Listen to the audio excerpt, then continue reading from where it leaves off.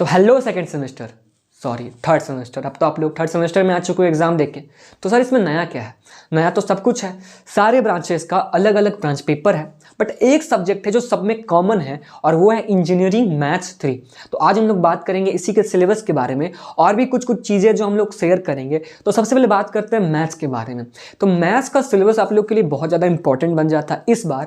अगर आप लोग सेकेंड सेमेस्टर में एक रात पहले पढ़ने वाला थ्योरी यूज़ की हो तो इस बार मत कीजिएगा, क्योंकि अगर इस बार आप लोग सेम चीज़ करोगे तो वही बात है, अगर मैथ्स वीक हुआ तो ब्रांच पेपर वीक हो जाएगा, क्योंकि मैथ का बहुत ज़्यादा रोल है आप लोग की ब्रांच पेपर में। ठीक है, तो पहले हम लोग सारे टॉपिक को एक बार डिस्कस कर लेते हैं कि मैथ्स में हम लोग को पढ़ना क्या क्या है और वो कहाँ कहाँ काम आ सकता है। तो मैथ्स का जो सबसे पहला टॉपिक है वो है इंटीग्रेशन। इंटीग्रेशन को डिफरेंशिएशन का भाई भी बोलते हैं, पर ये थोड़ा सा उल्टा काम करता है जो भी डिफरेंशिएशन करता है। इसका मतलब सर इंटीग्रेशन क्या होता है? इंटीग्रेशन कैलकुलस का बहुत ही इंपॉर्टेंट पार्ट है, या सबसे बोल सकते हैं कि one of the most important part है कैलकुलस का। तो इसमें क्या होता है सर? ये डिफरेंशिएशन का भाई कैसे है? डिफरेंशिएशन में हम लोग क्या देखते थे?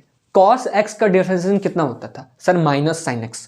तो इंटीग्रेशन में ठीक उल्टा होता है, साइन x का डिफरेंशिएशन माइनस cos x होता है, प्लस c भी लगता है। सर प्लस c क्यों लगता है, इसके बारे में भी हम लोग बात कर लेंगे। तो इंटीग्रेशन होता है दो टाइप का, एक होता है इनडेफिनिट इंटीग्रेशन और दूसरा होता है डेफिनिट इंटीग्रेशन। इनडेफिनिट मतलब क्या होता है कि जिसमें कोई भी लिमिट ना हो, कोई भी लिमिट नहीं रहेगा, वो आप लोग को बस इंटीग्रेट करना। पर डेफिनिट इंटीग्रेशन में क्या होता है कि उसमें आप लोग को दो लिमिट दिया रहेगा, एक होगा लोअर लिमिट और दूसरा होगा अपर लिमिट। आपको उसके बीच में उसका वैल्यू निकालना है। तो दो टाइप का इंटीग्रेशन हम लोग जान लिए। अब देखिए वो जो सी लगता है वो कांस्टेंट लगता है। वो क्यों लगता है? जब भी हम लोग इंटीग्रेट करते हैं, इंडेफिनिट इंटीग्रेशन निकालते हैं, तो हम लोग एक कांस्टेंट का साइन लगाते हैं, जिसको हम लोग सी से रिप्रेजेंट करते हैं। इसका क्या यूज है? तो अभी हम लोग क्या बात किए, इंटीग्रेशन क्या है? डिफरेंशिएशन का भाई है। तो आप लोग एक चीज बताइए कि एक्स स्क्वायर प्लस 2 है, इसका डिफरेंशिएशन क्या हो जाएगा? सर 2x प्लस 0, क्योंकि कांस्टेंट का 0 होता है, 2x हो गया।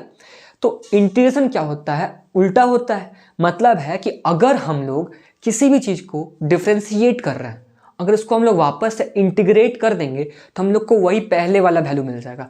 अगर हम लोग fx को डिफरेंशिएट कर रहे हैं, f डैश x मिल रहा है, तो अगर इसको हम लोग वापस से इंटीग्रेट कर देंगे तो हम लोग को fx मिल जाएगा। बट यहाँ पे आप लोग देख सकते हैं जो कांस्टेंट था वो तो 0 हो चुका है, तो वो हम लोग को वापस से नहीं मिल सकता है। तो बस उसी को रिप्रेजेंट करने के लिए हम लोग सी लगाते हैं, जिसके बारे में हम लोग इंटीग्रेशन वाले चैप्टर में बहुत अच्छे से डिटेल में बात करेंगे। तो ये था हमारा इंटीग्रेशन। इंटीग्रेशन मतलब क्या होता है सर? देखिए इंटीग्रेट करना मतलब सबको जोड़ना, सम करना, इसलिए हम लोग इसको एक एस से रिप्रेजेंट करते हैं। इंटीग्रेशन का सिंबल है ये। तो पहला जो टॉपिक था सबसे ज़्यादा वो था इंटीग्रेशन। इसके बाद पढ़ना हम लोग को डिफरेंशियल इक्वेशन। डिफरेंशियल इक्वेशन एक इक्वेशन है जो कि डेरिवेटिव के फॉर्म में लिखा रहता है। अगर कोई इक्वेशन है उसमें आप लोग को dy बाई डी एक्स या dx बाई dy किसी के भी रेस्पेक्ट में, चाहे वो y के रेस्पेक्ट में, चाहे वो x के रेस्पेक्ट में, आप लोग को इक्वेशन मिल गया। इसका मतलब क्या है? वो एक डिफरेंशियल इक्वेशन है और उसको सॉल्व करने का बहुत सारा तरीका हम लोग सीखेंगे, जैसे कि homogeneous differential equation, linear differential equation, partial differential equation, ये सब टाइप से सॉल्व करने का। ठीक है, पहले हम लोग को देखना है कि वो किस टाइप का डिफरेंशियल इक्वेशन है, उसके बाद हमको उसके आगे उसको सॉल्व करना रहता है। उसके बाद है हमारा न्यूमेरिकल मेथड। इसमें हम लोग इक्वेशन को सॉल्व करते हैं बहुत ही तरीके से, जैसे कि बाइजेक्शन मेथड है, बाइसेक्शन मेथड है। ठीक है, इंटरपोलेशन पढ़ना है हम लोग को। इसके बाद जो सबसे इंपॉर्टेंट चैप्टर आप लोग को मिलेगा वो है लैपलेस थ्योरम। लैपलेस थ्योरम का इंपॉर्टेंस, अगर कोई 5th सेमेस्टर के स्टूडेंट है इलेक्ट्रिकल ईसीई के, तो आप लोग कमेंट में जरूर बताइए कि क्या क्या इंपॉर्टेंस है, कितना ज़्यादा ये आप लोग का इंपॉर्टेंट हो जाता है इलेक्ट्रिकल और ईसीई के लिए। इसीलिए क्योंकि जो लैपलेस है, लैपलेस थ्योरम, ये सबसे पहले क्या था? इलेक्ट्रिकल का एक सब्जेक्ट था, ब्रांच पेपर में आप लोग को पढ़ना पड़ता था। ठीक है, ब्रांच पेपर में ये आप लोग का एक टॉपिक हुआ करता था, जिसको बनाने वाले भी एक इलेक्ट्रिकल इंजीनियर ही थे। लेकिन इसको बाद में मैथ्स में आप लोग का लाया गया, क्योंकि इसमें मैथ्स का बहुत ज़्यादा यूज होता है। ये एप्लीकेशन है, अप्लाइड मैथमेटिक्स में इसको रखा गया। तो लैपलेस में भी हम लोग को लैपलेस थ्योरम है, इसके बारे में पढ़ना पड़ेगा और इसको हम लोग बहुत ही अच्छे से पढ़ेंगे, क्योंकि इलेक्ट्रिकल इसी में आप लोग को बहुत ज़्यादा मतलब ब्रीफ में पढ़ना पड़ेगा। ठीक है, और इसके बाद हम लोग का प्रोबेबिलिटी है। प्रोबेबिलिटी में क्या है देख लीजिए। प्रोबेबिलिटी पूरा 11th-12th है, इसमें बेसिक पूरा आप लोग का दिया गया 11th-12th का। तो सर इसको पढ़ के फायदा क्या होगा? इसको पढ़ के आप लोग को इतना फायदा हो सकता है कि अगर आप लोग कोई भी ऐसा कॉम्पिटिटिव एग्जाम दे रहे हो जिसमें प्रोबेबिलिटी का यूज होता है, तो ये आप लोग को एक्स्ट्रा नहीं पढ़ना पड़ेगा, ये आप लोग का प्रोबेबिलिटी का पूरा मार्क्स दे देगा। जिसमें हम लोग को बेस थ्योरम के बारे में पढ़ना है, बाइनोमियल डिस्ट्रीब्यूशन के बारे में पढ़ना है, बहुत सारा रिपीटेटिव है, तो ये सारा हम लोग प्रोबेबिलिटी में पढ़ लेंगे। प्रोबेबिलिटी हम लोग बहुत पहले से पढ़ते आ रहे हैं, वही है, वही same probability, but different types को हम लोग पढ़ेंगे, सॉल्व करेंगे इसमें। बेस थ्योरम जिसमें बहुत ज़्यादा इंपॉर्टेंट बन जाता है, ठीक है। और जो सबसे लास्ट है वो है फूरियर सीरीज। इसको हमारा देने वाले जो थे वो फूरियर थे, इसलिए इनका नाम फूरियर सीरीज हो गया। ये एक एक सीरीज टाइप का है, जिसमें हम लोग किसी को भी सीरीज में तोड़ते हैं, जिसको हम लोग फूरियर सीरीज वाले चैप्टर में पढ़ लेंगे। आज बस हम लोग चैप्टर के बारे में जान लें कि कितना चैप्टर और क्या क्या है, ठीक है। अब देखिए मैथ्स बहुत ही ज़्यादा इंपॉर्टेंट बन जाता है आप लोग के लिए, क्योंकि अगर आप लोग मैथ्स को ढंग से नहीं पढ़ते हो तो आप लोग का ब्रांच पेपर खोखला हो जाएगा।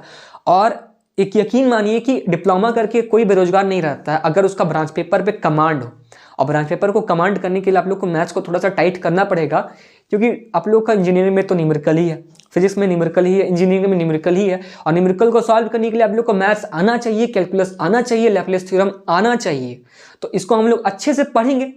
और सभी लोग अब आ चुके हैं, सभी का अपना अपना ब्रांच पेपर देखने को मिलेगा। इलेक्ट्रिकल का अलग, सिविल का अलग, सीएससी का अलग, सारे ब्रांचेस का अलग अलग ब्रांच पेपर है।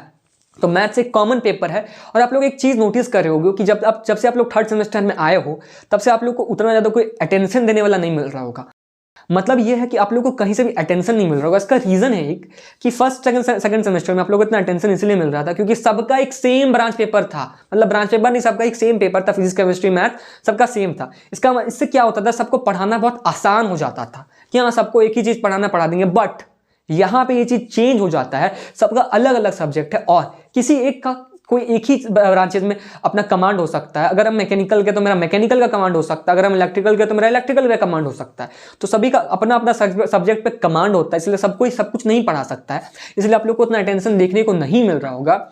तो इसीलिए आप लोग थोड़ा सा अपने से भी मेहनत करना आप लोग को। और ब्रांच पेपर को अगर आप लोग ढीला कर देते हो थर्ड सेमेस्टर में, तो फोर्थ में भी वो हल्का हो जाएगा, फिफ्थ में भी आप लोग का बहुत ही ज़्यादा कमजोर हो जाएगा। तो थर्ड में थोड़ा सा ध्यान से पढ़ना है, क्योंकि थर्ड में अगर आप लोग अच्छे से पढ़ लेते हो तो वही सारा चीज़ आप लोग का एक्सपैंड किया हुआ है, वही सारा टॉपिक आप लोग को अच्छे से देखने को मिलेगा, वही सारा टर्म आप लोग को देखने को मिलेगा। तो थर्ड का ब्रांच पेपर को आप लोग को बहुत ही अच्छे से पढ़ना है। अगर आप लोग अच्छे से पढ़ लेते हो तो डिप्लोमा करके आप लोग का डिप्लोमा बेकार नहीं जाएगा। तो आप लोग इसको पढ़ने के लिए रेडी रहिए। तो आप लोगों के लिए एक सरप्राइज है, जो डिस्क्रिप्शन बॉक्स में आर्क के ऐप का लिंक दिया हुआ, आपको उसको इंस्टॉल कर लीजिए और देख लीजिए कि क्या सरप्राइज है। क्योंकि जब आप लोग खोल के देखोगे तो आप लोग को एक सरप्राइज ही लगेगा, क्योंकि वो कोई इमेजिन नहीं किया होगा, कुछ ऐसा चीज़ है। तो मिलते हैं हम लोग जल्दी ही नेक्स्ट वीडियो में। तब तक आप ये सभी लोग पढ़ते रहिए। मिलते हैं हम लोग